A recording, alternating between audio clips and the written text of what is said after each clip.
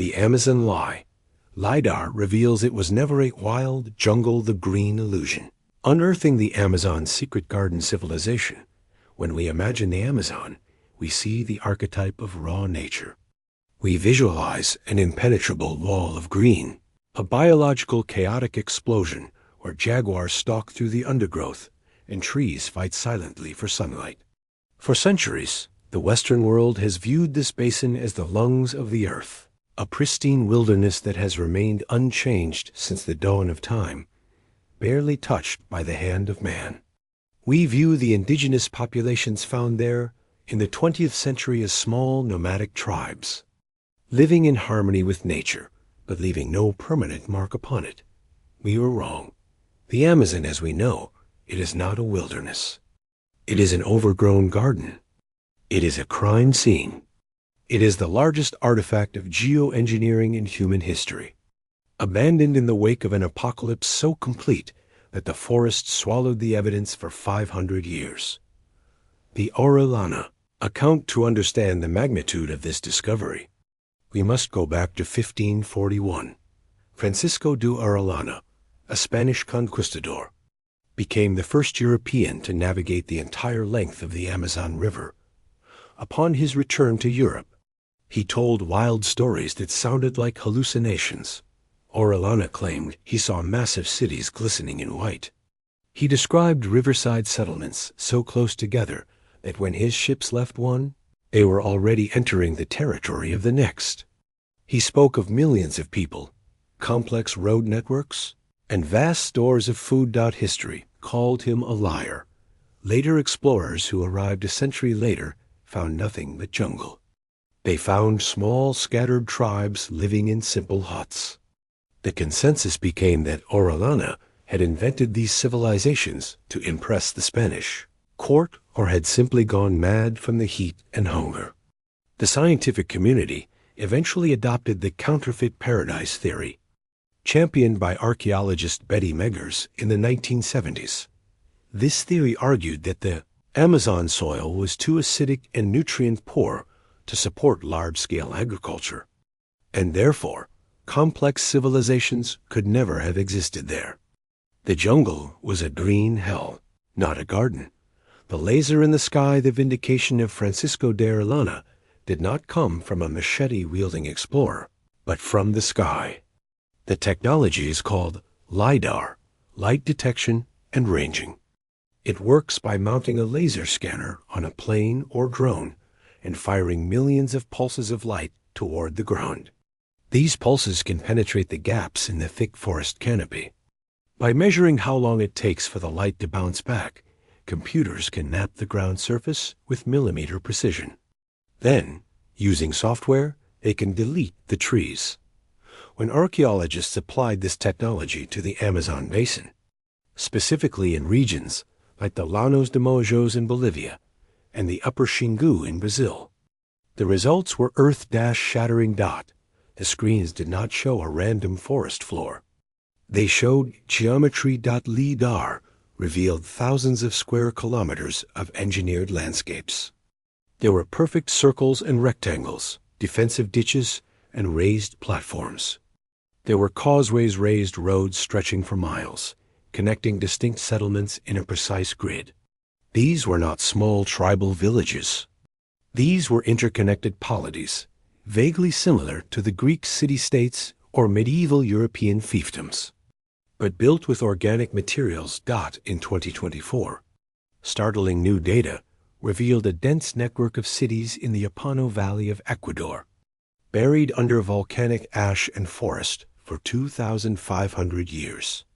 The scans showed a landscape completely modified by human hands, with road systems that rivaled the complexity of those in ancient Rome, terraforming the uninhabitable. This discovery immediately resurrected the problem that Betty Meggers had pointed out. How did they feed everyone? Amazonian soil is generally yellow clay, heavily leached by rain, and terrible for farming. If you cut down the trees to farm, the nutrients wash away in a few years. The answer lay beneath the boots of the researchers. Scattered throughout the Amazon are patches of dirt that the locals call Terra Preta, do Indio, black earth of the Indian. Terra Preta is not natural. It is a technological invention. It is a mixture of charcoal, bone, broken pottery, manure, and compost. The ancients discovered that by burning wood in a low-oxygen environment, smoldering it, they created biochar. This porous charcoal acts like a coral reef for microscopic bacteria and fungi. It holds onto water and nutrients, preventing them from washing away. This soil is a miracle of ancient biotechnology. It regenerates itself. It turns the sterile Amazonian clay into some of the most fertile farmland on the planet. We now realize that the Amazonians did not just adapt to their environment. They terraformed it. They didn't slash and burn. They slashed and charred. Over thousands of years, they created enough fertile soil to feed millions. The polycultural orchard. The garden concept goes beyond just the soil. Botanists began to notice something strange about the composition of the Amazon forest. In a truly wild rainforest, you expect a random distribution of species. However, in the Amazon, trees that are useful to humans, acai, cacao, Brazil nuts, palms used for construction, are hyperdominant. They are 5 times more likely to be found than non-useful trees, especially near archaeological sites. This suggests that the Amazon rainforest is not a wild creation of nature, but an overgrown orchard. For millennia, the indigenous people practiced a form of agroforestry. They culled the useless plants and encouraged the useful ones. They planted fruit trees along the rivers and the roads. When you look at the Amazon today, you are looking at a feral garden. It is as if you walked into an apple orchard 500 years after the farmer died.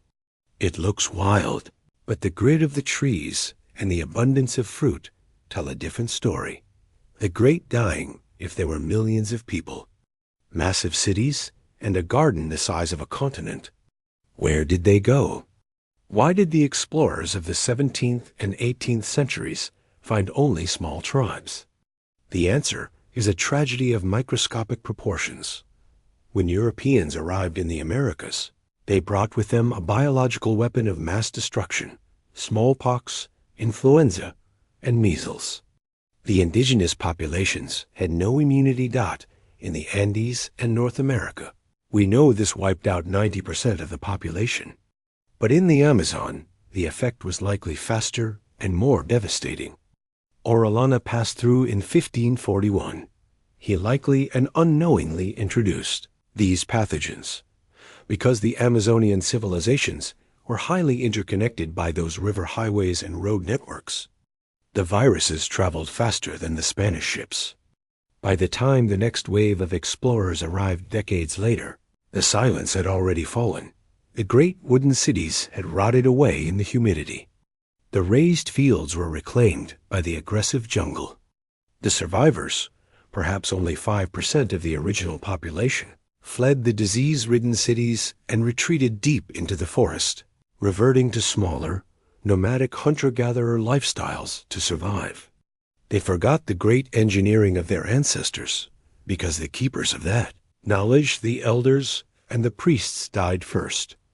Rethinking humanity. Revelation of the Amazon garden cities forces us to rewrite the history of humanity. We have long held a Eurocentric view that civilization requires stone structures, wheat fields, and dry climates like Egypt or Mesopotamia. We dismissed the tropics as places where civilization was impossible. But the Amazonians built a civilization out of wood and earth, materials that do not last, based on biology rather than stone. They did not conquer nature. They engineered it so effectively that when they died, nature simply embraced their creation. They solved problems we still struggle with today. They created sustainable agriculture in poor soil. They supported massive populations without destroying their ecosystem. The Amazon rainforest is not a monument to the power of wild nature.